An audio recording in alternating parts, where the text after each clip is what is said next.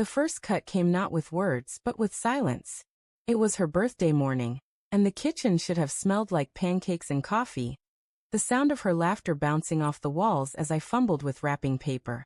Instead, the only thing that greeted me was the hollow scrape of her chair against the tile, and the way her eyes slid past me like I wasn't there. "Morning," I tried, my voice tight with hope. "Morning," she echoed flatly, already scrolling her phone. Thumbs tapping like a drummer on autopilot. Not a glance. Not a smile. For weeks, this had been our rhythm. Her cold distance and my desperate attempts to bridge the gap. I kept telling myself it was stress, work, or maybe something I had done unknowingly. I convinced myself that love could endure stretches of silence if you just tried hard enough. But love doesn't disappear quietly. It rots in the corners first, then spreads until even birthdays feel like funerals. Still, I had planned tonight carefully. Reservations at her favorite restaurant. A cake from the bakery she adored. Even a new necklace, silver with a small sapphire, the kind she used to stop and admire whenever we passed jewelry shops. I thought maybe, just maybe, tonight would thaw the frost. By late afternoon, she hadn't mentioned her birthday once. No jokes about getting older, no "what did you get me?" tease. She just wandered from room to room, glued to her phone, shutting herself away whenever I entered. Then the first red flag flapped, bold as fire against the dull gray of my denial. I walked past the bedroom and heard her laugh. Not the distracted, half-hearted chuckles she gave me lately, but a full, unguarded laugh, the kind that had once hooked me in the first place. My chest lifted, until I realized she wasn't talking to me. She was whispering into her phone, voice low, playful. I froze outside the door, heartbeat thundering in my ears, straining to catch a word. "Later tonight," I heard her say, breathless with excitement. Then silence, followed by another laugh. "Later tonight." I stood there, hand on the doorframe, fighting the urge to barge in. But some sick instinct told me not to. Not yet. That evening, she came downstairs dressed to kill. Black dress clinging to her figure, red lipstick painted sharp. "You look incredible," I said softly. "Thanks," she replied, not meeting my eyes, grabbing her coat from the hook. "I made reservations." I began carefully. "Your favorite spot. 8 o'clock.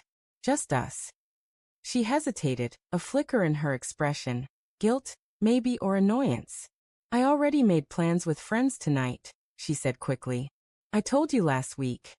No, she hadn't. I would have remembered. But the lie was so smooth, so casual. It made me doubt myself. "Oh," I managed, forcing a smile that tasted bitter. "Of course. Have fun." She gave a perfunctory kiss on my cheek and left. The door clicked shut, and I stood there in silence, the necklace box heavy in my pocket. I didn't know why I did it.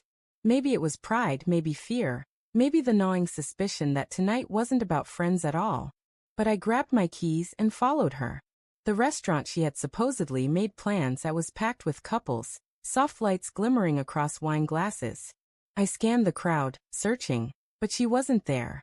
Instead, my phone buzzed. A text from an unknown number. No words, just a picture. Her. Sitting at a dimly lit bar across town. Leaning close to a man I didn't recognize. His hand on her thigh. Her smile wide, bright, alive. My stomach turned to ice. I drove there on instinct, parking far enough to remain unseen. From the car, I watched her. She looked 20 again, free and radiant, laughing in ways she hadn't with me in months. She raised her glass to his, their fingers brushing in a private toast. The necklace box burned in my pocket like a cruel joke. Minutes stretched like hours. I couldn't storm in, not yet. Rage demanded it, but something colder, sharper held me back. I wanted to see it all, every betrayal etched into memory, so I would never again doubt the truth. And then came the final blow. They left the bar hand in hand, slipping into the night like teenagers sneaking away from watchful parents. His arm around her waist, her head on his shoulder. That was the gift I gave her this year. The freedom to forget me while I stood in the shadows, watching my marriage collapse. I didn't confront her that night. I went home, sat in the dark, and placed the unopened cake on the counter. The candles remained unlit, the necklace untouched. I waited until the clock struck midnight before realizing she wasn't coming back. When she finally stumbled through the door hours later, smelling of smoke and perfume that wasn't hers, she tried to act casual. It was fun. The girls say hi. I studied her face, memorizing the way her eyes refused to meet mine. Happy birthday, I said quietly, sliding the necklace box across the table. She opened it, blinked at the glittering sapphire, and forced a smile. It's beautiful. But she looked guilty, not grateful. That was when I finally let the silence crack. Who is he? Her head snapped up, eyes wide. What? The man at the bar. The one who makes you laugh like I don't anymore. Her lips parted, words scrambling to form, but none came. She didn't deny it. That hurt more than any confession could. The truth sat between us, heavy and unmovable. She whispered, "It wasn't supposed to happen like this." And for the first time in weeks, I laughed, bitter, hollow, broken. Then how was it supposed to happen? You wanted me to throw you a party, blow up balloons, sing you happy birthday, while you planned a new life behind my back. Tears welled in her eyes, but I couldn't bring myself to comfort her. Not anymore. That night, I slept alone in the guest room, listening to her muffled sobs through the wall. The necklace remained on the kitchen table, untouched, a silent monument to what we used to be. The next morning, I packed a bag.